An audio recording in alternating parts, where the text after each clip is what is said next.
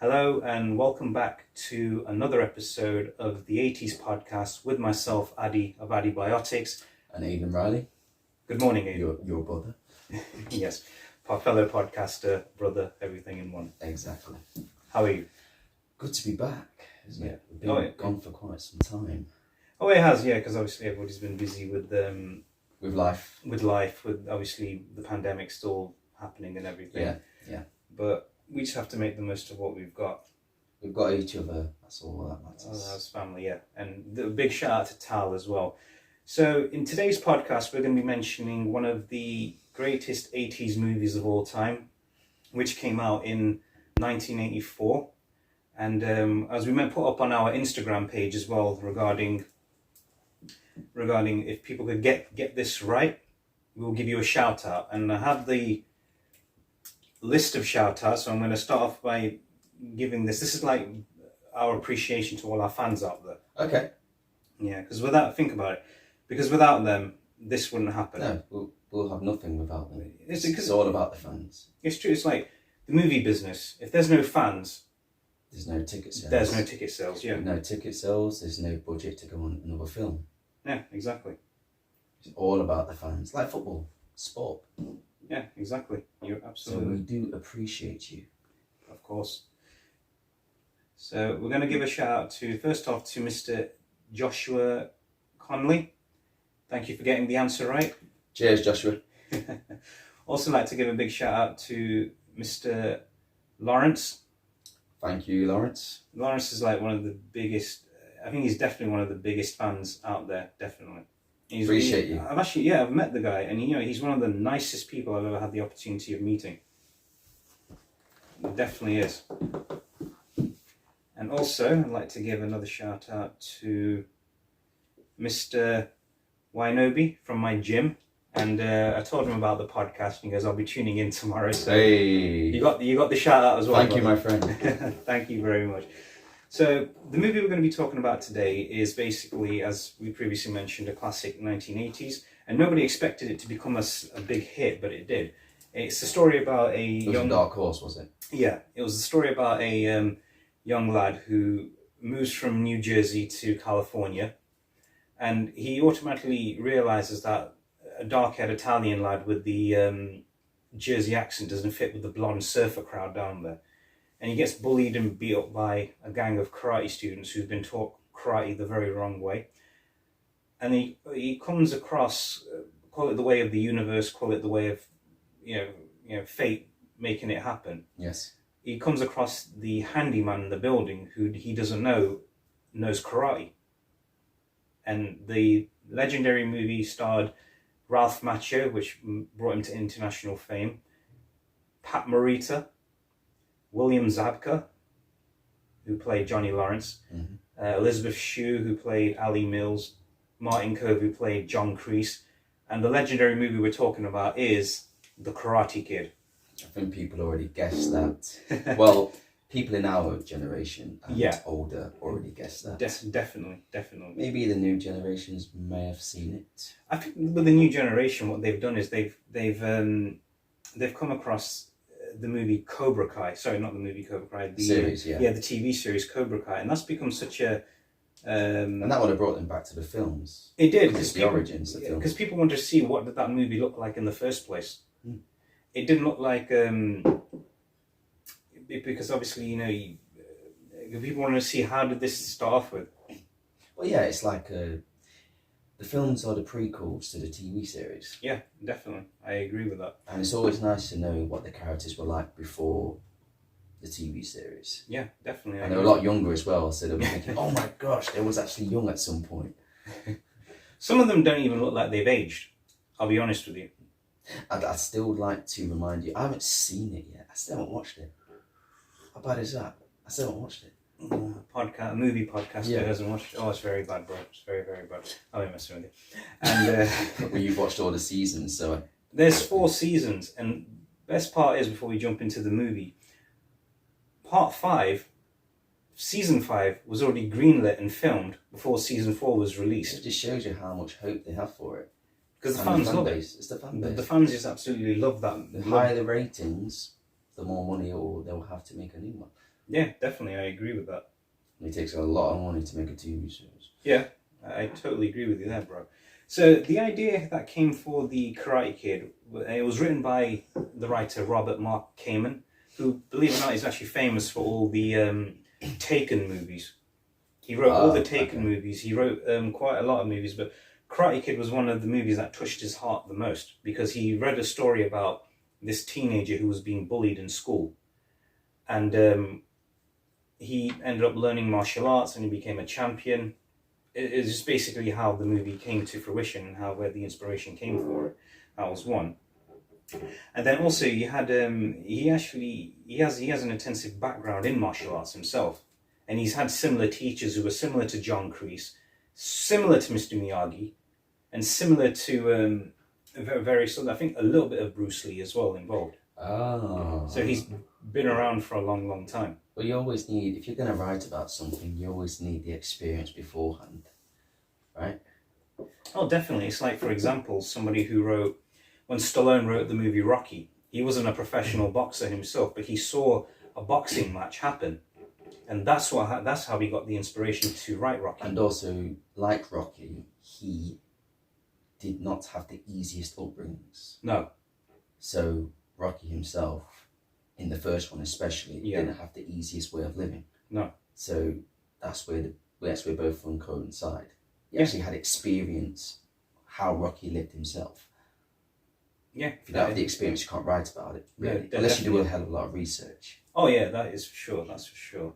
And yeah, because obviously, believe it or not, the Karate Kid was actually directed by the director of Rocky, John Avildsen. Really? Yes. Yeah, got the first reaction out of him. Yeah, so believe it or not, John G. Avildsen wrote, when he did Rocky 1, well, that was back in 1976. 1984 is when the Karate Kid came out. And if you look at the similarity of these two characters, A, they're both Italian. Yeah. And B, they both have tough upbringings. Yeah. But one goes down the boxing route, one goes down the martial arts route. But they're both, the one thing that makes them similar, they're both underdogs. And they both won championships. They won championships. Whilst being an underdog. Yeah, but if you look at Rocky, before going into the movie... And also, there's another parallel. Yes. They both get absolutely annihilated in their first matches, but they still manage to come up trumps later on. Yeah, that's for sure. Yeah, but that's just what happens, isn't it? That's the difference between the contender who's always wanting to push himself further and further and further. He's just refusing to want to give up. And both oppositions are kind of arrogant, kind of bullyish. Because Apollo Creed, he's quite the arrogant fella, isn't he? I wouldn't say he's arrogant. I would say he's more of he's confident. Because if you look at who did they based him on? Who? Guess. Muhammad Ali. Exactly. Muhammad Ali was just like the greatest fighter who made that sport famous what it is. Confidence, yeah, it's confidence. But yeah, I can say, all right, okay, yeah, I see what you mean. But he needed to be taken down a peg, didn't he? Yeah, Apollo Creed. a little bit, yeah. And Rocky definitely showed him that in the first one. Definitely. So yeah, so coming back to the movie, obviously you had the bullied teenager. Mm-hmm. And Robert Mark Kamen, when he wrote the story, he pitched it to the studio Columbia's Pictures. He says, I want to make this movie because we've had so many martial arts movies out there. At that time, you had Bruce Lee, you had Jackie... Well, Bruce Lee actually, unfortunately, passed away in 1973, but his movies carried on. Yeah. You had Jackie Chan. You had... Van Damme. No, Van Damme actually came a little bit after. He did a few little appearances in one movie and another movie and another movie.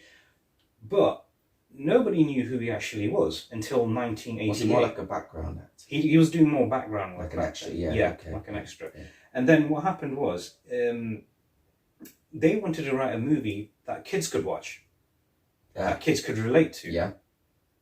And it's true, because if you look at the character Daniel LaRusso, played by Ralph Macchio, he is a kid and a character that everybody in everyday life can actually relate to. Especially in those days, these days. That was a very mainstrean kind of attitude, wasn't it, of the way kids were back then. Yeah, like a chip on the shoulder. Especially the California surfer style. You know, there was a lot of 80s films like that back then, wasn't there? Yeah, you did, because you always had the bully who was like the tall one, a little bit bigger in mass, and you had the scrawny little kid coming in and everything. Yeah, but Yeah, everything was about the underdog back then. It was. It's not like that. I don't think it's not like that now. No. I don't see much of that now. But back then, it was definitely about the underdog. Always. Definitely. Yeah. And obviously, Ralph Macchio's character was the pinnacle Of underdogs. Funny enough, John Avildsen, when they did a documentary on him, he sadly passed away. They actually did a documentary on him called John Avildsen, the King of the Underdogs. And Rocky is one of the things they talk about, and this was another one. Was those the only films that he did? No, he did quite a lot of other movies. He also did the first 3 Karate Kid movies. But that's all you need, isn't it, really? If you're going to be the king of underdogs, you only need the perfect films that you have. Yeah. And the only films that you need is Karate Kid and Rocky. Yeah, but Rocky kind of like skyrocketed it. And he also came back to direct Rocky 5. Yeah, I know. A lot of people say this. Believe it or not, even Stallone himself says that that was one movie he regretted making was Rocky 5. Was, whoever's a fan of Rocky 5, I apologise, but the film is terrible. It could have been better, I think, if Stallone directed it himself. Yes. That's for sure. It was a bad film. Yeah. Well, every amazing franchise has that one film that doesn't quite live up to all the others, right? That is true, yeah. So, casting the roles, which we're going to talk about. Now, obviously, you had all these great characters. You had Mr. Miyagi, who, without a doubt, is probably one of the greatest movie mentors ever. Oh, yeah. You have him, Yoda, I'm thinking who else? Colonel Troutman from the first 3 Rambo movies. This guy's funny. Yeah, the amount of times you've actually mentioned to me, you're going to watch that film soon. Yeah. I haven't watched it. Sorry. Don't worry about it. Sorry, guys. And please don't hate me for that. No, it's supposed to be a film podcast and you haven't seen Rambo? How dare you? Nothing is over. Nothing is over. That's still as Rambo would say. So casting the roles, when they came by casting Daniel LaRusso, here's something funny, and I didn't realize this. I was watching, as I was doing my research, there was online interviews, there was the movie with the commentary on the background, there was Robert Mark Kamen, Ralph Macchio, Pat Morita, and director John Avildsen. And this was before Pat Morita passed away. They were talking about how they came by casting the roles. And believe it or not, Daniel LaRusso's original name was actually going to be Daniel Webber. Exactly. I could not believe it until I heard it myself. That's dreadful. He goes, yeah, because when Ralph Macchio came in, he goes, can you put some vowels in there? Do I look like a guy called Daniel Webber? And he goes, can you just please change it to something else? Like what? I don't know. And then they just decided to change it to Daniel LaRusso. I am glad that they did that. Who isn't glad that they did that? Who isn't glad that they did that? Terrible. And Webber does not sound Italian. No, it doesn't, obviously. And so what happened? And so they casted him. They said that we needed this 90-pound looking weakling who has a chip on the shoulder. And he goes, I'm about to send in the right guy. So here comes Ralph Macchio with an attitude. And he goes, when he first read the script, he said the title sounded so lame, The Karate Kid. He goes, what is that, a Saturday morning cartoon show or something? Funny thing is, it actually adapted into a Saturday morning cartoon show later on. I'm not surprised. I wasn't surprised when it just came on out of the blue. Was that in the 90s? I'd say late 80s, early 90s. Yeah. No, sorry, late 80s, I would say. And then what happened was, he read the script, and they said, oh, this kid, he's sweet but obnoxious. Yeah, and it was true, because if you look at it, he is quite obnoxious in that movie, because he's this character who is in a strange place, he doesn't know anybody, and he's wondering, how can he fit in this place? And he thinks the only way to do that is to be the way he is, right? The social outcast. But he kind of meets a friend in the beginning, doesn't he? And this is way before he meets Mr. Miyagi. He meets that other kid who lives in the same apartment blocks, isn't it? Yeah. And he goes, oh, I'm not doing anything tomorrow. He goes, why don't you come out and hang out with us? And he does. He kind of goes there to make friends. He kind of sort of makes friends in the beginning. And then what happened was he did the screen test, and then they brought in Elizabeth Shue, who played Ali Mills, the girlfriend in it. And he goes, if there was any unlikely couple, this is John Avildsen quoting, this is me quoting John Avildsen, the director. He goes, if there's any unlikely pair that does not match each other, it's these two. Because you have the strawberry shortcake and the cannoli. And he brought him into the apartment, he put on some music, he goes, why don't you kids get up and dance and let's just see the chemistry. And it worked. It worked instantly. And that's how they both got casted. That's a good psychology way of doing things. Building the chemistry. Yeah, definitely. So if you do well at dancing, that means I'm not the greatest dancer. Well, actually, no, I don't dance really. Yeah. But if you're going to actually get people to how to realise how good people are together, yeah, dancing, I think, is one of them, right? Because you've got to be in the same rhythm, and acting is the same rhythm. Of course, yeah. I agree with that. Well done for that. It's genius, isn't it? It was a genius. I mean, he was a smart guy, John Avildsen. He really was.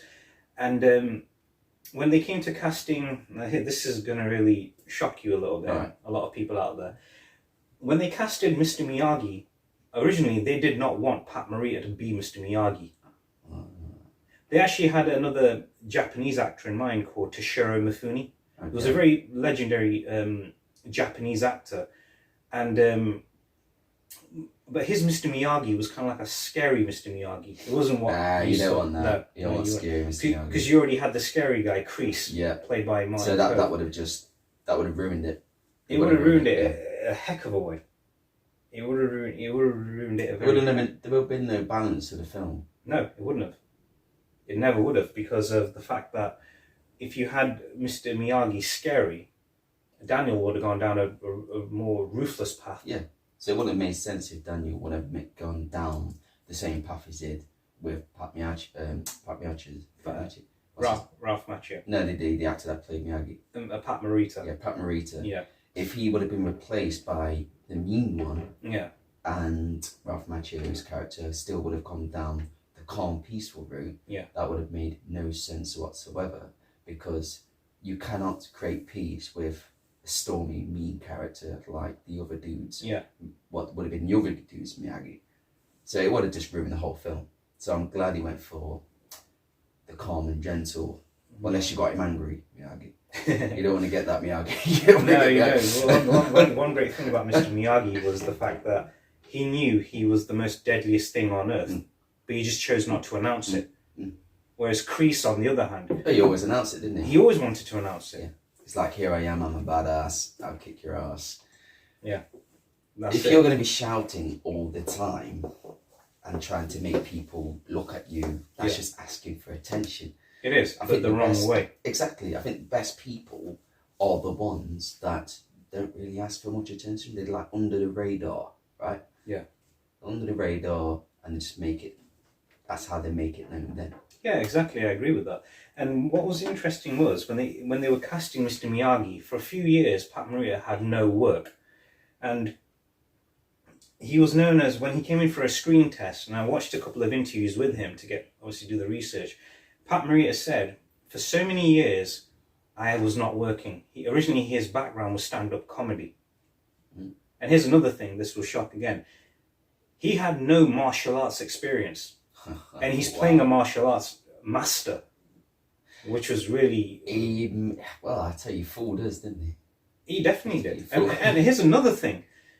In real life, Pat Morita did not... You know how Mr. Miyagi speaks in the movie? It's always like, hey, Daniel's son. He didn't talk like that. No, he had a proper, fully fledged American accent. I was so shocked when I heard him in the interview.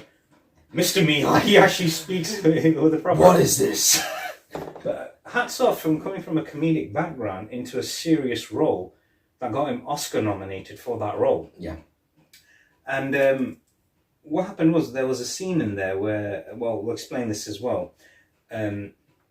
What was really interesting was when they casted him, and Jerry Weintraub, who was the producer of The Karate Kid, and he said to him, I do not want a comic actor. I want a real actor for this role. This is a real role. I do not want to see this Pat Morita guy. And he came back and he grew the mustache, the little beard and everything. And First impressions. He did. He goes, out of nowhere, he had no idea. He just immediately immersed into Mr. Miyagi. He went from, hi everybody, I'm Pat Morita. And then he went to, and then he jumped into, he just said out of nowhere, and this is quoting Pat Morita, he goes, out of nowhere, Miyagi voice, Miyagi presence, Miyagi, spirit, emerged out of him. And then he did the screen test, and he was about to walk out, and Jerry Weintraub shouted at his, he was calling Please come back. he said he stuck his head out the window of the agency building. Whoa. And he said, and this is, again, quoting Pat Morita, who was mimicking him, he said, "Pat Morita, get back here. Pat Morita, come back now." Came back in, signed a contract, and he goes, "Pat, I was about to make the worst decision of my life by not giving you this role. You are officially Mr. Miyagi. Please start." Bang, he got the role. Rest was history. And that was another thing. And then the same thing happened with Daniel, with Ralph Macchio. That film would have failed without Pat Morita. He was the heart of that movie. Oh yeah. It would have failed without, I mean, you've got the crowd. Okay, fair enough. You've got Lorenzo. You've got Kreese. You have Johnny Lawrence. You've got all of them characters, right? But without Pat Morita, it would have failed. For me, it wouldn't have had the same. I think it would have failed for everybody, especially who are die-hard fans of that movie. No, there wouldn't have been a sequel because they wouldn't have been able to do it. No, I think it would have failed without Pat Morita. Without no fan base, again, like you said before, without the fans, this never would have happened. There's no film. Exactly. So you take Morita away from Miyagi. Yeah. There's no Karate Kid. I'm Exactly. sorry, but without that, there's no Karate Kid. Yeah, I agree with that. Therefore, nothing else. Exactly. And then what also happened was when they said to Ralph Macchio, he goes, "Unless I find Spencer Tracy living here in..." Spencer Tracy was a very big actor back in them days, or even before the 80s. And he goes, "Unless I find Spencer Tracy here in California, I would start taking karate lessons." That's how he got the role. Bang, got the role. Now here's the best, but here's one that I believe was two of the best when they came to casting Johnny Lawrence, played by William Zabka, and how they came by casting John Kreese, played by Martin Kove. Now, when I was watching the interview with William Zabka, and he said the first time he read the script, he goes, it was the only time he connected with the part on paper. He read the script and he said, "I don't have to act this is kind of me." And when he went in for the audition, he goes, "One thing you must never do is touch the casting director." He got so immersed into playing Johnny Lawrence, he grabbed the director and threw him in the chair. And he goes, "Oh, I'm sorry, no, I'm sorry, that wasn't Billy, that was Johnny, I was just so into the role." And then he said, he walked out and goes, "Well, if I didn't get the part, I would have, at least I threw the director in the chair." That was his exact words.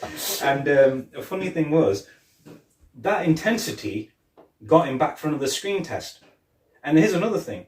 Now, you see how good of a fighter Johnny Lawrence is in the movie. He's got good, perfectly spin kicks. He's got good front kicks. He's got good spinning back fist as well. Yeah. There's that sequence he does on the beach where he, front kick to the face, front kick to the stomach, side kick to the face, back fist to the other side of the head, which is causing Daniel the black eye and everything like that. Funny thing is, William Zabka had no martial arts experience at the time, but he was an accomplished college wrestler. And you could tell a little bit by the aggressiveness of him, of that character. Yes. But then he had to hurry up and train in martial arts. But now he actually, I believe he has a black belt in Tong Sudo, a Korean martial art. And that's how he got the role. And then they started casting all the guys who would play the Cobra Kai students. Now here, one of the best parts, I believe, was, when they casted Martin Kove, even till today, now think about it, 1984, long time ago. Long time ago. And even till today, people walk up to Martin Kove, who played John Kreese, and says, "I don't hate you in those movies. I love to hate you in those movies. I would love to hate you in that movie, Karate Kid, how much of a bully you were." He goes, he said he kind of described the character. It's quite touching, isn't it? He goes, he actually describes the character like a cross between Darth Vader and Han Solo on steroids.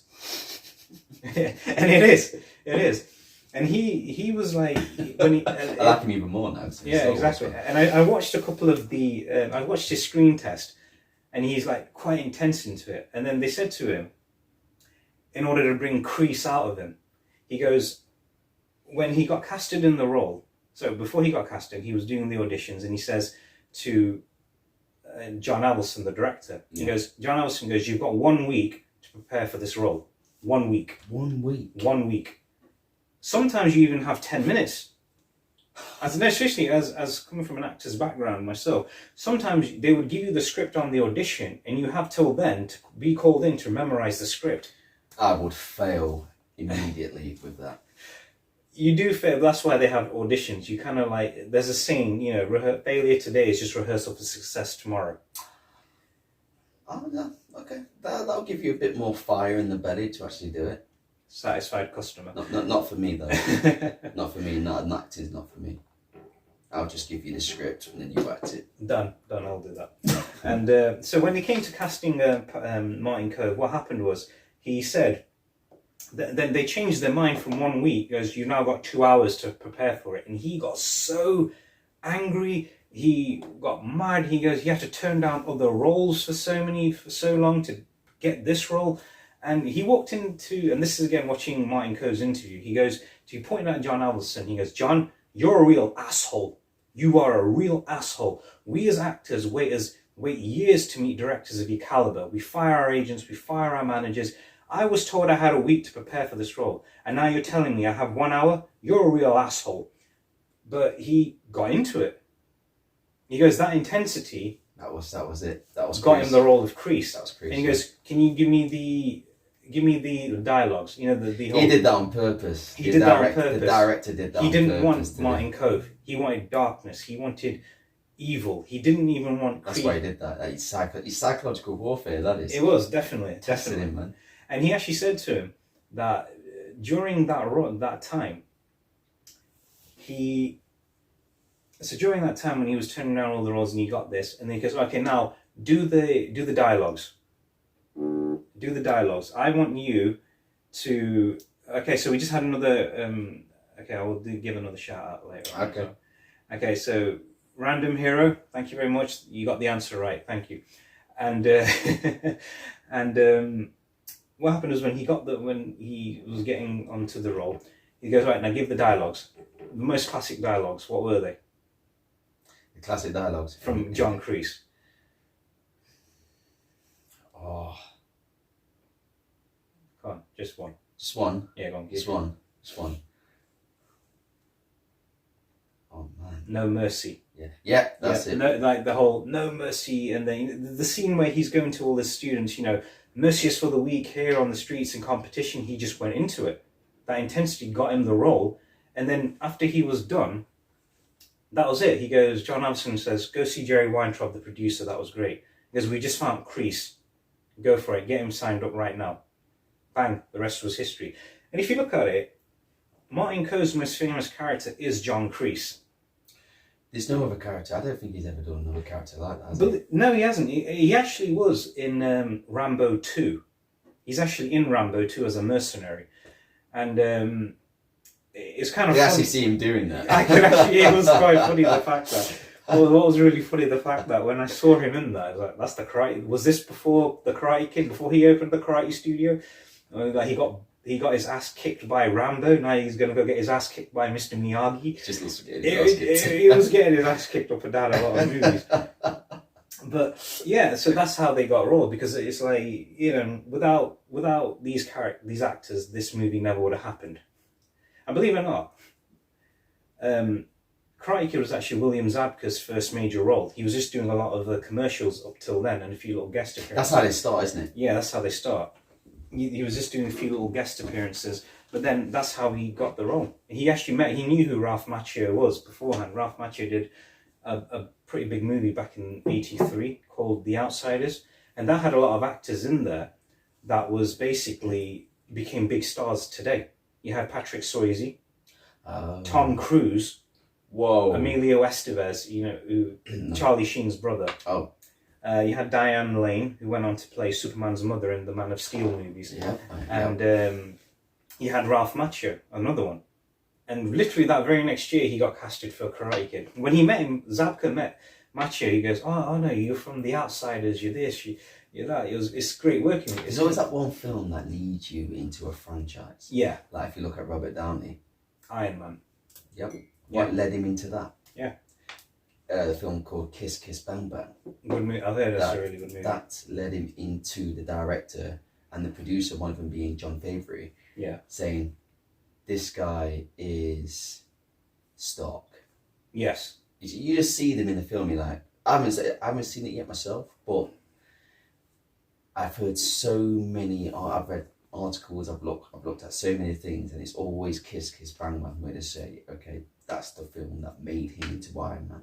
Yeah. Okay, I'm gonna have to watch that one. Thanks for the recommendation. Yeah, I'm gonna watch it as well. Okay, all right. So, yeah, another thing is when they were training, because as I mentioned beforehand, most of these actors had no martial arts background, apart from I think maybe one or two of them did. First one was Rob Thomas, who played the compassionate one out of the Cobra Kai gang, Bobby.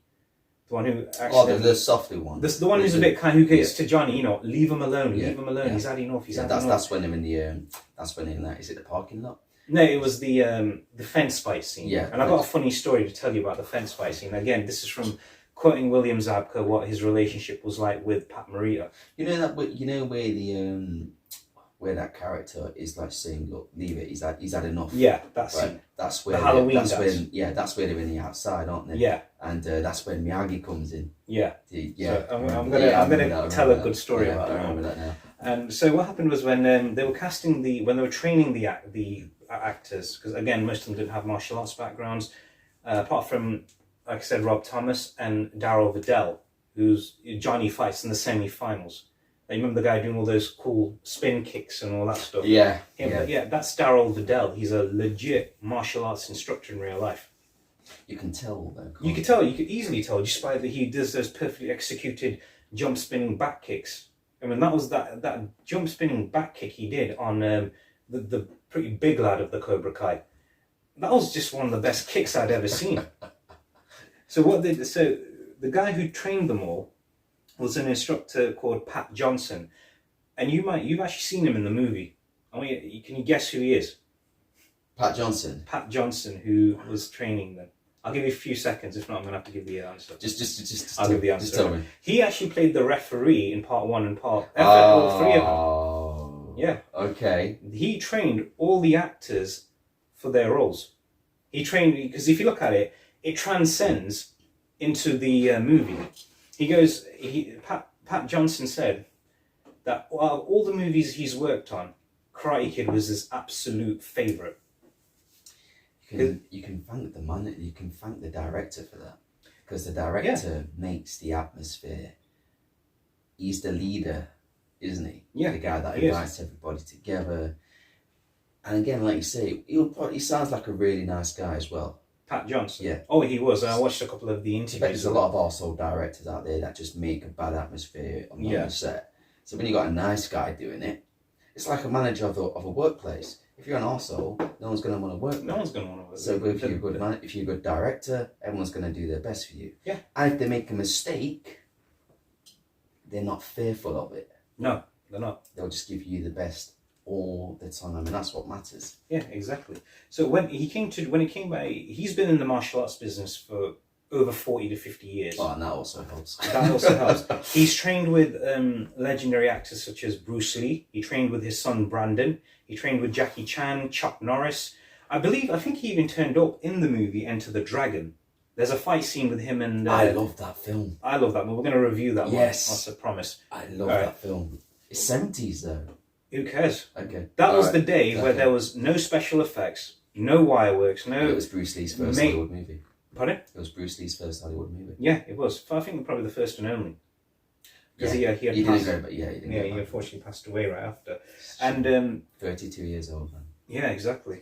His son was actually 28 years old when he passed away, Brandon. So what happened was when he started training all these actors, he trained them in certain ways that will transcend on to their characters. And if you look at it this way, he trained Pat Morita and Ralph Macchio in a very calm, relaxed manner, because they had a few aches and pains, but they both bonded well together. They complained, this hurts a bit, yeah, that hurts as well.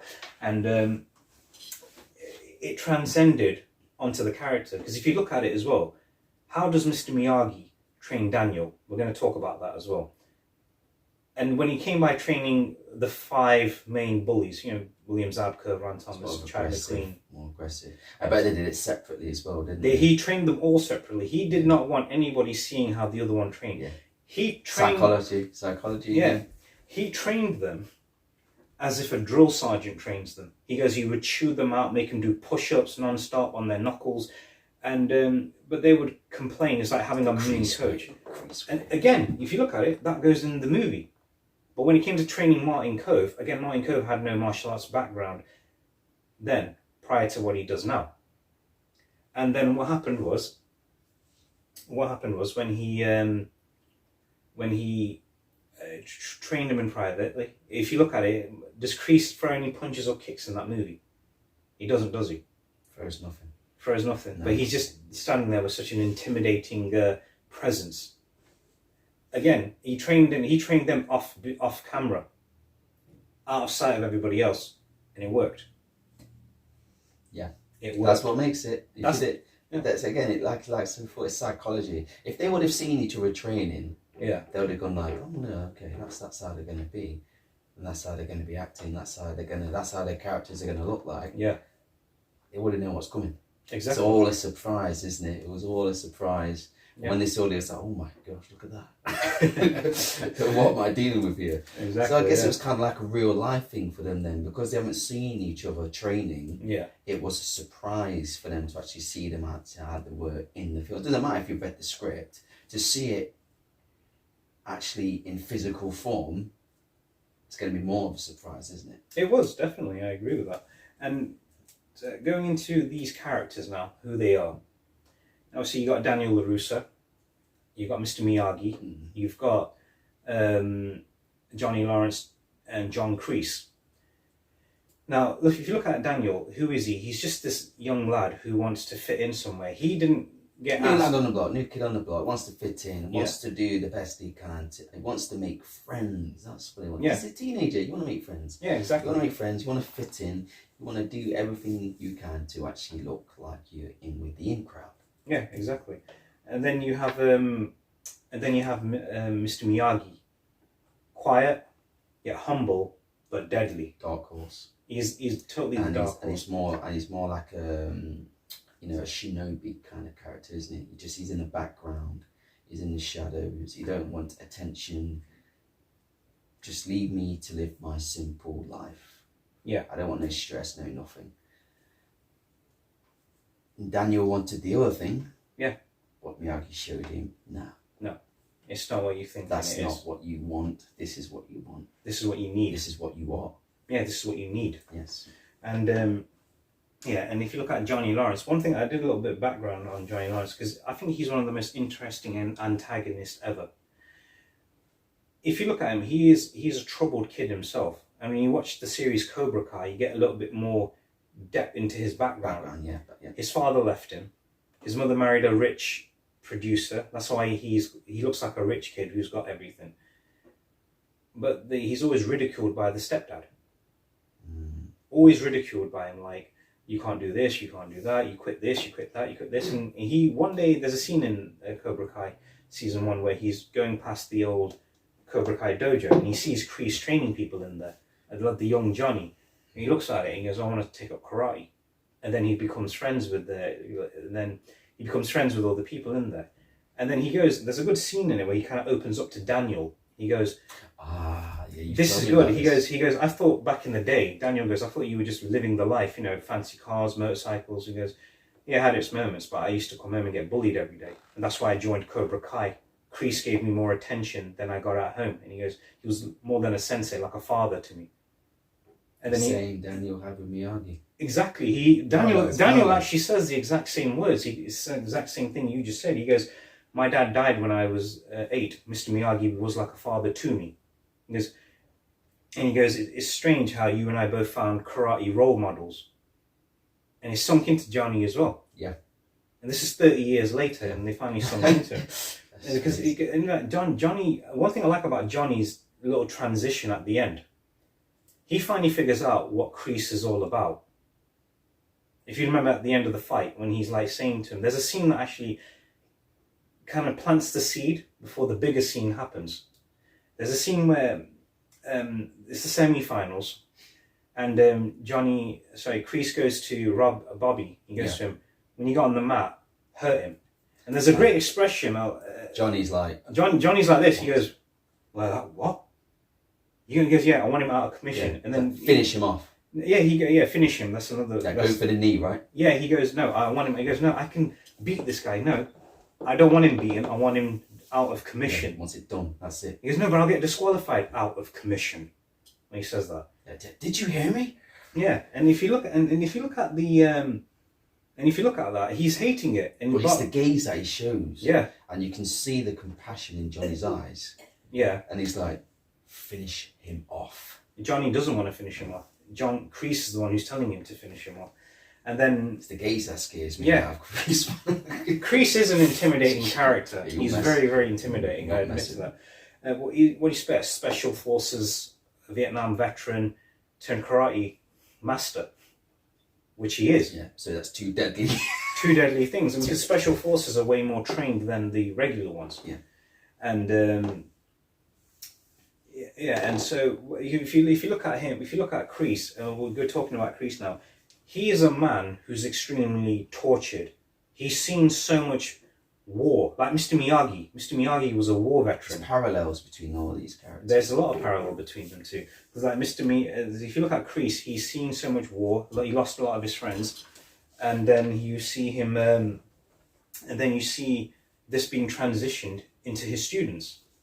Because if you look at it, look at the difference between even their dojos. You got Kreese's on one side. It's all about physical aggression. It's about attack the opponent. It's like when you can sense that when Daniel's walking into the dojo to have a look at what does this place have to offer, and all you hear is Kreese shouting in the background going, "Fear does not exist in this dojo, does it? No, sensei. Pain does not exist in this dojo, does it? No, sensei. Defeat does not exist in this dojo, does it? No, sensei." He goes, "What do we study here? Where are the fists, sir?" Drill sergeant, "Sir." And he's like, "What is that way? Strike first, strike hard, no mercy, sir. I can't hear you. Strike first, strike hard, no mercy, sir." Again, drill sergeant. Yes. One person messes up. You remember the scene where Daniel and Miyagi go to talk to Kreese, try and make peace with him. And he throws that one student to the ground and he goes, "If you lose concentration in a fight, you're dead meat." In Cobra Kai, you actually hear where Kreese got that from. His drill sergeant, his team captain, said that to him. "You lose concentration in a fight, you're dead meat." Yeah. And then he goes, "Go give me 60 push-ups on your knuckles." That's amazing. That's great writing, isn't it? It was amazing writing.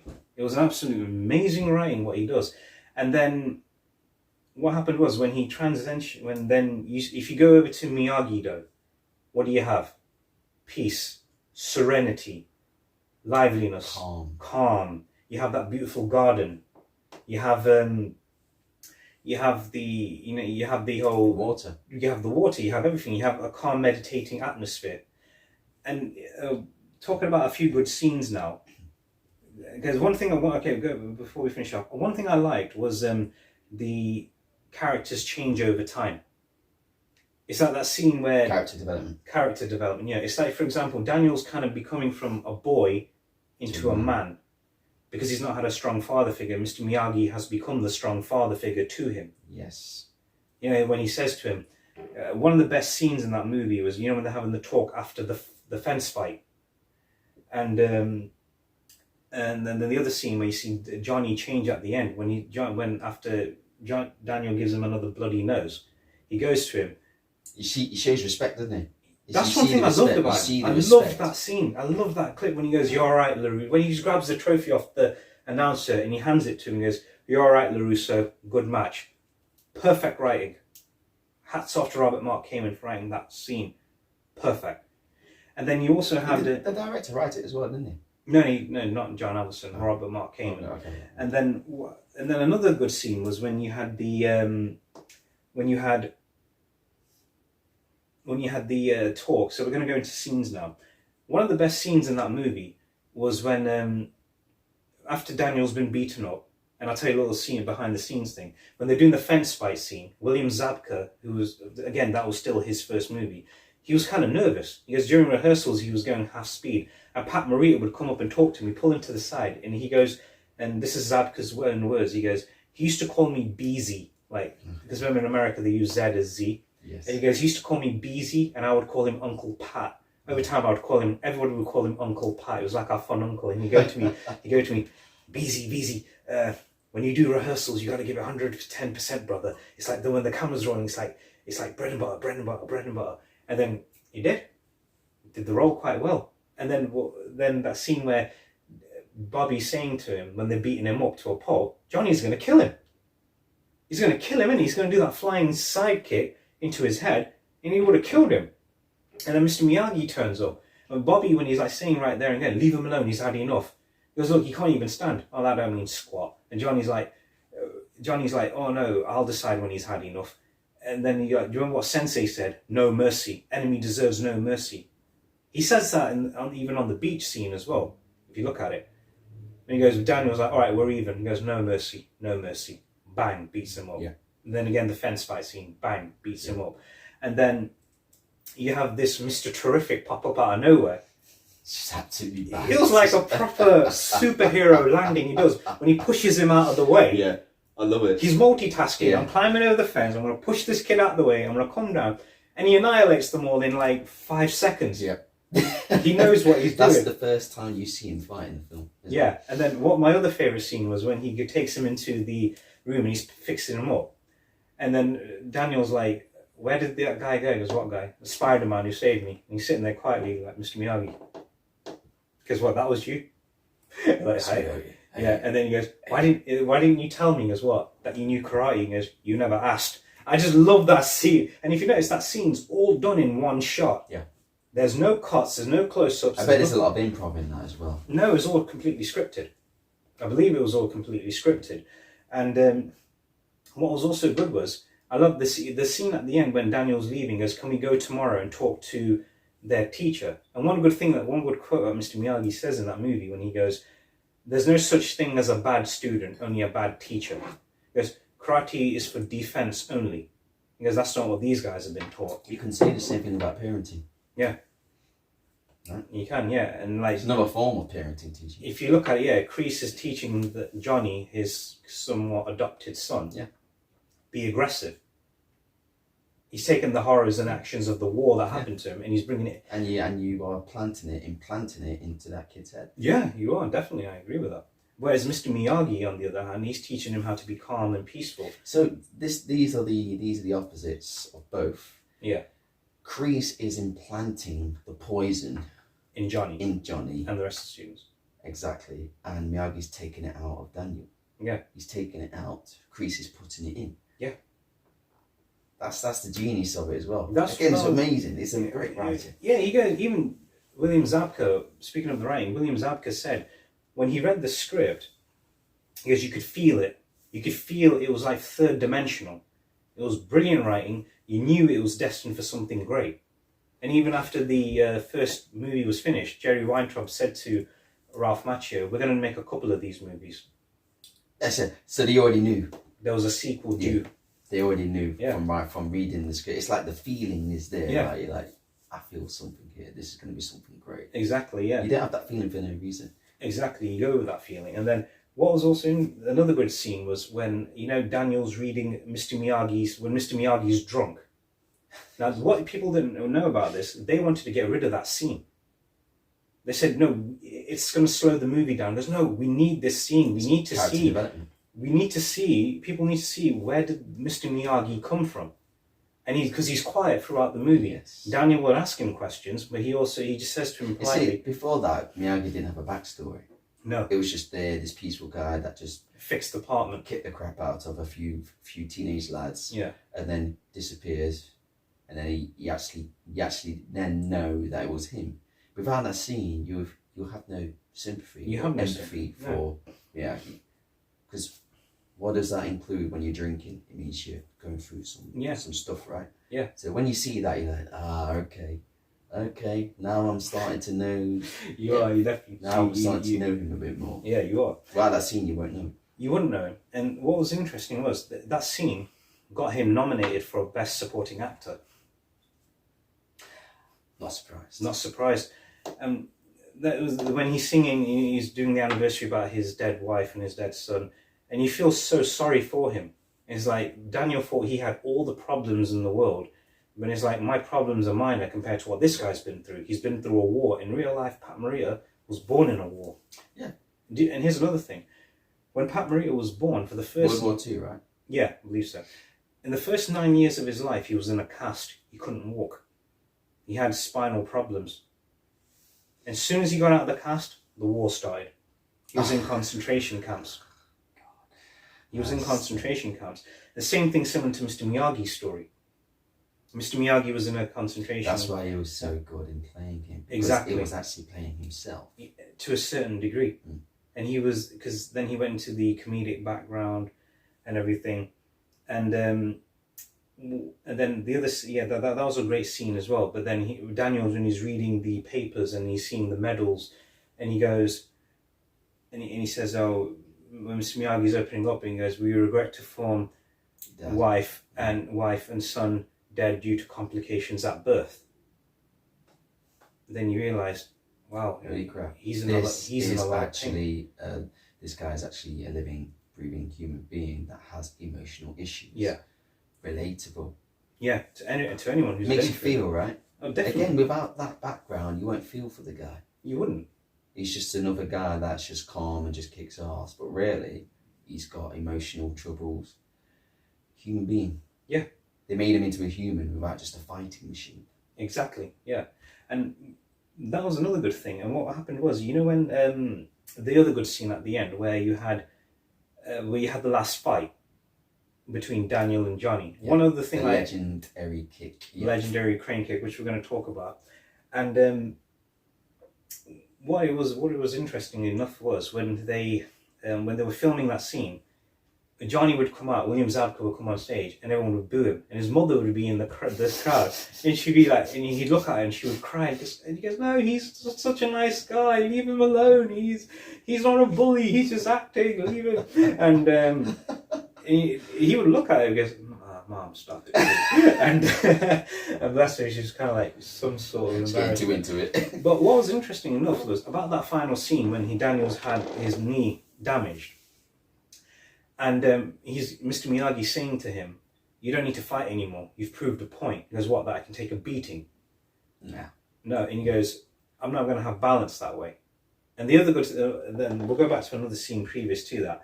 But what was interesting enough was then Mr. Miyagi goes, "Oh, close your eyes." He goes, I give up." He goes, "No, close your eyes." Oh yes, I remember that. Yep. Like that. And then fixes his knee. And then when Daniel and Johnny having the final fight, and what was interesting was Johnny's transition. When he goes to him, when Kreese goes to him, "Sweep the leg," another classic line, and Johnny's looking at him like... That whole segment of that film made the entire film. Yeah. And his face just dropped, and he goes, because he wanted to be like Kreese, but when he's telling him to do all these evil things... Yeah, he's like, "I don't want to be like you." He goes, "Who are you?" But he knows how to program his brain. Kreese is very manipulative.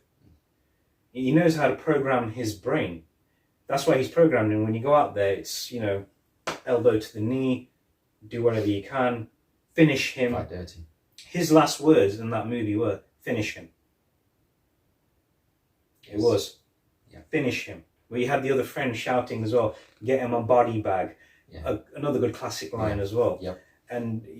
But Kreese, when he shouts, "Finish him," and then Mr. Miyagi's just quiet and silent. I love the music as well. Yeah, it was. Finish him! And then he does the legendary crane kick. But what was interestingly enough, the guy who fights in the movie with him, Darryl Vidal, he created the crane kick. Oh. He led hats off to Sensei Vidal. He created the crane kick. That's when you see him there, doing Mr. Miyagi doing the stomps. That's Darryl Vidal doing it. So without him... Yeah, that kick would never have existed. And then that was another good scene. But you can safely say without that guy, there'll be no Karate Kid either. Yeah, he was one of the biggest tools to that movie. Well, yeah, the trainer, wasn't he? The trainer. Yeah. No, he was one of the martial artists in the movie. Oh, yeah. But without the crane kick. Without the crane kick. Again, there's no Karate Kid. Yeah. But if you also look at the... what was interesting enough is, what's one of the most famous things about Karate Kid? What a catchphrase. What is the most famous quote from Karate Kid, the catchphrase? So many quotes. Pick one, begins with W. I'll give you a hint. Wax on, wax off. There you go. Yes. Now, when Robert Mark Kamen, when Robert Mark Kamen came up with the idea for this, he goes, I want to create karate in a way that doesn't look like it's karate. Because remember, he came from a martial arts background. And even that scene where Daniel and Miyagi are having that little talk in Mr. Miyagi's little apartment, and Daniel goes to him, what colour belt do you have? And he goes, oh, GC Penny. I brought this one from the store. And in Okinawa, no belt me, no need rope to hold up pants. And then he goes to him, Danielson, karate here, karate never here. That is how traditional. Basically, he's just saying it's ego, isn't it? In a way, he's not agreeing with that. He's just training the way his father taught him. Compared to how Kreese is teaching Johnny and the rest of the students. You also find out that Miyagi doesn't like tournaments, doesn't like fighting. He doesn't. He's never fought in tournaments. Titles. He doesn't do titles, does he? No. You learn that later on in, actually, believe it or not, in part 3 of the series. Which will be coming up shortly. Yeah, which we're going to talk about that down the line. Yeah. And what's really interesting was when you see that transition on there. Believe it or not, Robert Mark Kamen heard that from somebody in real life when he was training martial arts. He says, when do I get my black belt? He went to the cupboard, pulled out a belt, threw it on the ground, and goes, there's your black belt. That was it. Wow. That was it. And he goes, because his senseis didn't believe in the belt system. Yeah. They believe you just have to be good, knowing that you're a good martial artist, but do not go around announcing it. Yeah. It's like when again, we're bringing back to that scene where Mr. Miyagi, when Daniel asked him, why didn't you tell me you learned karate? He goes, you never asked. He's not going to showcase it to him. No. He's not going to tell everybody, is he? Hey, look me, I do karate. Yeah. That's and but it's like Kreese on the other hand, when going back to always showcasing it. He's always showcasing it. What was really like the dojo's pure showcase as well. It's all the hanging pictures, all the achievements, the weapons, everything. Yeah, it's all in your face, isn't it? Yeah, that way Kreese is like that. Yeah. He's showing that he's broadcasting his ego. It's the way the West and the East operate. In a way, yeah, in a way. And then what happened was when there was going back to another previous scene, going back in time there. And going back into the previous scene. Yeah. And the scene when Daniel and Mr. Miyagi go to the dojo and they confront Kreese. And he goes to him, Kreese goes, again, he's teaching them, innit? What are you looking at? Finish him. Bang. And he's telling, we don't train to be merciful here, mercies for the weak and everything. And then he sees him and he goes, I heard you jump some of my students last night. He goes, no, I'm afraid those facts are mixed up. He goes, I came here to ask, can you ask them to leave the boy alone? He goes, why? He can't take care of his own problems. And he goes, 1-to-1, yeah, but 5-to-1, that's too much to ask anybody. He goes, Martin Cove, who, when he was, again, played Kreese, he goes, that was one of the most perfect scenes in the whole movie. It was the pure essence of telling the story of light and dark, between good and evil, between Mr. Miyagi's defensive art to John Kreese's offensive sport. Yes. You see it. Yes. And another good thing is where they kind of make the agreement, and I hope everybody can see this bit. When they make that agreement, Kreese and Miyagi, when Kreese goes to everybody, when he goes to Daniel and he says, when he goes to everybody in the studio, in the dojo, he goes, I've asked one request. He goes, what's that?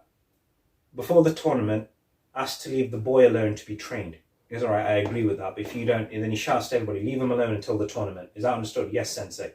And he goes, if you don't show, it's open season on him and you. And there's that scene, I think this was some of the best acting I have ever seen. These two characters said so much with no dialogue. It's that scene where Kreese folds his arms and Mr. Miyagi looks at him and they just kind of bow towards each other. There's a little bit of respect there between those two characters. He looks at him, like Mr. Kreese is looking down at him, Mr. Miyagi's looking up, and he's like, and Kreese bows with him, which is surprising. He's like that. Respect. Yeah, we have a deal. You leave the boy alone, we train, that's it. Yeah. Do not interfere. Walk out the dojo. And then Daniel goes to him, I can't feel you're going to make it better for me. He goes, yeah, I did. How? I just saved you 2 months worth of beatings. Yeah. It was a good line. He's got a great sense of humour in that. Mr. Miyagi had a great sense of it. And then it's like when he was teaching him the whole, and going back to when he was teaching him the karate, when he goes, wash all the cars, then wax on, wax off, and everything. Again, the kid wants to learn karate. Mr. Miyagi wants his cars cleaned. The kid wants to learn karate. Mr. Miyagi wants the house painted. The kid wants to learn karate. Mr. Miyagi wants he wants to go fishing. What he doesn't realize is all those movements are building his muscles. And he's also teaching him patience. And he's learning karate. That's why he goes to him. At the end, Daniel's frustrated. He goes, "Oh, this is a lie. I've just been hired to be your slave. Past 4 days, I've been doing this, that, and the other. I'll forget it. I'm going home." He's like, "Daniel-san, get here." And he's like, "What?" He goes, "Now show me wax on, wax off." He goes, "Wax on, wax off." And he goes to him, "Wax on, wax off." That was all improvised by Mr. Miyagi, by Pat Maria. He goes, "Wax on, wax off," like that. And then even the scene, the whole, look, I always look, I. He slaps him on the head and goes, "Look, I always look, I. Come back tomorrow." And then he smiles and goes, "I gave you what you wanted, but you just didn't know it." That's why he's teaching him that, the whole story about, the whole, wax off, throw the punch, you block it, throw the kick, sand the floor, throw another punch, paint the fence, paint the fence, another punch coming towards you, side to side, like that. Like that. And then that was another interesting part about that as well. Again, the kid's getting what he wanted, but he didn't know about it. Yes. Yeah. That's the beauty of it. Yeah. Another good thing, importance of karate was when another subject we'll touch on, the importance of karate. One thing, again, I came from a martial arts background. I'm not a black belt. I admit to that. Well, it would be nice if I was. And don't let me argue here. You say. Yeah. No, Addi-san. Karate here, not here. Yeah. Belt does not matter. Yeah, it does not matter. And one thing my own sensei used to say to me was, don't go into conflict. If somebody wants to throw a conflict, be the smarter person. Walk away. You have the tools, you have the training, but just don't use it. Use it when it's an actual life or death situation. And my sensei himself, bless him, Coach Bunting, he was a karate champion for like 6 years. But he's been in the martial arts game for over 30. He was a middleweight champion. Okay. But he just knew how to hurt the human body. Yeah. But he just chose not to announce it. Yeah. Again, why should he? Yeah. Why should he? Yeah. Why should anybody? Yeah. Why? No, it's like, for example, Mr. Miyagi is definitely one of them. Oh yeah. He didn't go on announcing everybody. He could kill somebody if he wanted to, but he couldn't. He nearly does seriously injure. He nearly does in number 2. Yeah. Crease, right? And all that other stuff. Which we're going to talk about. That was improvised as well. Which we're going to talk about down the line as well, part 2. And one good thing about karate is it is for defense. It's not for aggression. It's an art. It's an art form. It's like, for example, yourself as a poet. You do it as an art form. I'm a podcaster. We're podcasters now. It's an art form. We love doing what we do. It's a craft. We're working on our craft. Yes. And that was what was really interesting was all this training that Robert Mark came and had in real life, again, transitioned onto camera. It transitioned into all these great characters everybody's known to love for 30 years, and they will love them till the end of time. That movie definitely will echo in eternity. It will never die. It will never die. Because not only that, you've got Cobra Kai as well, keeping it alive. But I really don't think it needed Cobra Kai to keep it alive, because the people that watched it in the first place will keep it alive. Because they were determined to do so, right? Yeah. Exactly. We'll always live in I will always remember the Karate Kid. I will always remember the crane kick. I will always remember Miyagi, Daniel-san. I'll always remember Kreese. I'll remember all of these memorable characters. If you've got a memorable character, a memorable story, the first generation to watch it will let their kids watch it. Yeah, exactly. Kids watch it. But thank God for Cobra Kai. Yeah. For giving it an extra boost for people to remember it. Right? Believe it or not, the Still need to watch it. Yeah, the three main creators of that show, they just loved the movie so much that we got to bring it back somehow, do a sequel series. It became Cobra Kai. Started off on YouTube, didn't it? It did, but then Netflix acquired the rights towards it. And what was good is everybody who loves a character like Mr. Miyagi. He's Mr. Terrific, and he is. He's a terrific character. He's kind of like the father figure, the mentor, the wise master, and he's also an underdog. In a way, he is. But Kreese wants to be. Look at the size. Look at the size of him, right? Compared to Kreese. I mean, it's stereotypical, isn't it? Oh, the big, strong man will always beat the small, weak-looking guy. But it wasn't. No. It's like a guy who's made of strength. There's a tower of strength. Kreese, in a way, he is a tower of strength. Mr. Miyagi, on the other hand, he's more a speeding bullet. Yes. Speed will triumph over strength. Calm will always beat the storm. Yeah, exactly. Because if you look at, that's how Mr. Miyagi says in part 2. I'm not going to give too much about this. In part 2, you learn a lot more about Mr. Miyagi's background. Yes. You learn why he left Okinawa and moved to America, which, again, I don't want to ruin it, but we will mention it down the line. But yeah, I mean, it was great to talk about this movie. It's one of my favourite movies of all time. It's legend. It is. I mean, it's like, it's one of those movies that no matter how many times you watch it, you'll never get bored of it. And it inspired a lot of people to take up karate. It did. A lot of kids. It did. And even William Zabka, who played Johnny, he goes, I read a good quote about him on IMDb. He goes, the great thing about the Karate Kid movie back in 1984, kids who watched it are parents now showing it to their kids. Yeah. That's what I said, yeah. They'll always live on because the parents want to show their kids it 'cause it's such a great film. Yeah. The memory will always live on. Yeah. With or without Cobra Kai, it will always live on because the parents will always want their kids to watch it. And then their kids will get their kids to watch it. That's how it lives on. Yeah, I agree with that. I mean, perfect franchise. It's one of the best franchises ever made. It is, and it's even great till today as well. I used to. I always used to do the crane kick in school. Who didn't do it? I can remember doing the crane kick. We used to get in trouble. It came on. I'll tell you. Here's a funny story. It came on TV on a Saturday night. Monday morning, we would all talk about just the Karate Kid. We wouldn't talk about what lesson we had to learn, which teacher we didn't like. We talk about the Karate Kid. Each one of us stand there and do the crane kick. And if we got caught doing it, we got sent to the headmaster's office. Because why were you doing this? Sir, I was watching the Karate Kid. Okay. You're not watching it now. He's like, yeah, I understand. Yeah, I like that film too. But anyway, that doesn't matter. Go back to class. No more crane Learn kick. something. No more crane and become responsible adults. Yeah, exactly. So yeah, here's a good deleted scene I'd like to talk about as well. I came across a set of deleted scenes on YouTube. There was like 3 deleted scenes that Johnny mentions one part of this in Cobra Kai season 2, I believe. He goes, it was about a blueberry pie.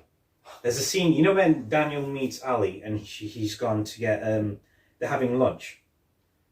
There was supposed to be another scene after that where he's about to sit down and Johnny grabs a blueberry pie and puts it under Daniel's chair. So Daniel sits on the pie. And then he goes, oh, you haven't brought an extra pair of pants. What are you going to do? He goes, don't even think about doing what you're going to do to me. He wipes the pie on his shirt. And then they get into a scruffle. And then they fall over or everything like that. And now another scene that happened was just before the tournament. Johnny goes to him and goes, here's an insurance form. He goes, it's supposed to be no contact. He goes, accidents can happen. He goes, you got to have your mommy sign out where the body's going to go. Oh. Yeah. And then Daniel goes to him. Do you think he's ever wrong? He goes, what the hell? He goes, well, what are you talking about? He goes, do you ever think your sensei's wrong? And he grabs him, throws him to the lockers. This was actually the scene William Zabka auditioned for the role. I was really, when I saw it, and he was even frustrated himself, he goes, that was the scene I used to get my audition, they didn't put that in. And he grabs him, he throws him there, he goes, you better watch your mouth, because I'll break my promise by kicking all your teeth out. And as he's walking, there's a locker open. He just kicks the locker shut. Pretty good kick by William Zabka, I'm not going to lie. And William Zabka is... Johnny Lawrence, yeah. And he'll always be remembered as Johnny Lawrence. And that was a scene that got him the part, and they didn't put it in. And the third and final scene that they unfortunately deleted was when, after Bobby's hurt his leg, Daniel's on the ground screaming, "Ah, my leg, my leg, my leg." And then he walks over to Kreese, takes his black belt off, and throws it on the ground. Because I'm leaving. Wow. I swear that scene could have done Why? Do you know why they delete? Why I they think all of these scenes? they sometimes think, oh, it slows the movie down. I can understand why the insurance form and the blueberry pie scenes were gone, because they weren't needed. They weren't needed. No, in a way, I think the second scene was, because if you look at it, Daniel's kind of opening up Johnny's eyes about how bad Kreese is, but Johnny's refusing to listen to it, because to Johnny at that time, Kreese is his hero. He's the father figure he's never had. Yeah. All right. That's what it is. Yeah. Fair enough. And then, believe it or not, I watched an interview with Rob Thomas, who played, Ron Thomas, who played Bobby. He goes, when he was filming that scene at the tournament, me being a young actor, I went to Pat Morita for advice. And he took me on like a mentor. He goes, I need to cry in this scene. What do I do? I'm a young actor. He goes, me being a young actor, I'm not in touch with I'm a bit too macho. I'm not in touch with my emotions. Pat Morita just gave him one simple bit of advice. Here he goes. He says, don't blink. He goes, what? He goes, don't blink. Leave your eyes open. They will water up. Close your eyes. The tears will run down your face. Don't blink.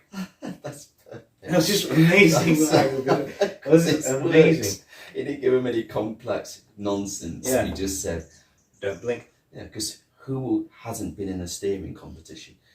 We've all had steering contests. We're not doing that here. No. We're not doing that here. Yeah. But obviously, you guys know what it's like. We've all done steering contests. Yeah, We've all definitely. done it. And obviously, Pat Morita would have done it. So he's like to step in.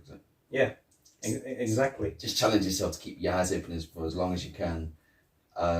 Yeah, I won't be able to do it for a long time now. I used to be really good at it. Even when the tears were coming down my face, I'd still do it. It was in school. Oh, yeah. It was in school. It was all in school. Always Yeah, in that's school. for sure. Yeah. Even when the lesson was going.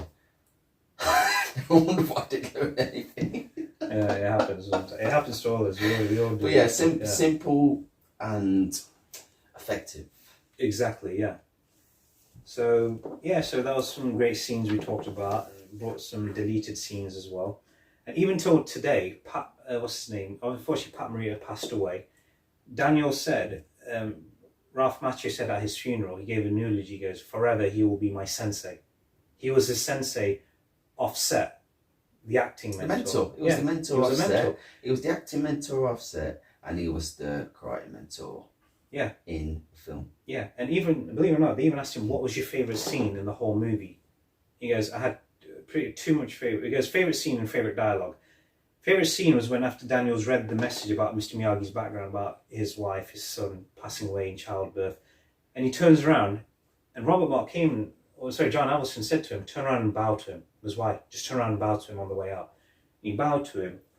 He goes, that was the best scene he had ever filmed in the whole movie. He goes, but the best dialogue he ever said was when he's sitting and he's giving him the car. That was one of the best scenes ever. He goes, I got number 2 present outside. First was the gi.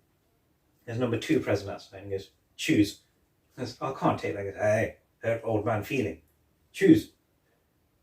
Believe it or not, that car he was given, he still has it even till today.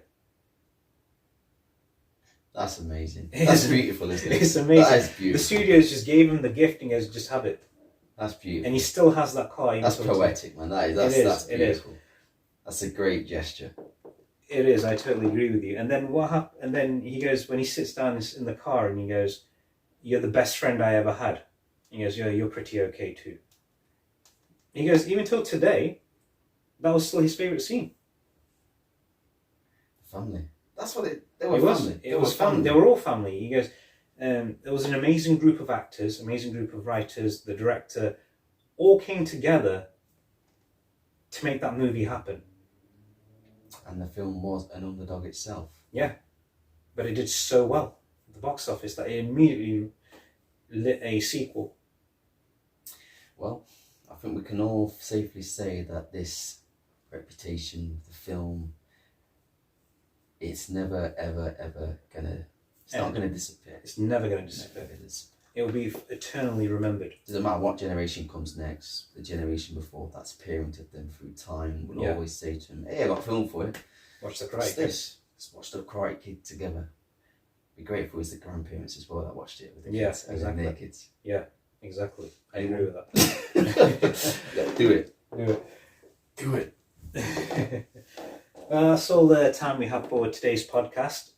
Thank you again, Aiden, for coming in. No problem. It was a nice. It's great to be back in the studio. It is. It was a great trip down memory lane and down the nostalgia era, and we definitely got to come back again with some more movie talks. Oh yes. So we're not going to talk about part 2 just yet. We're going to talk about it down the line, but we're going to talk about some of the movies in between.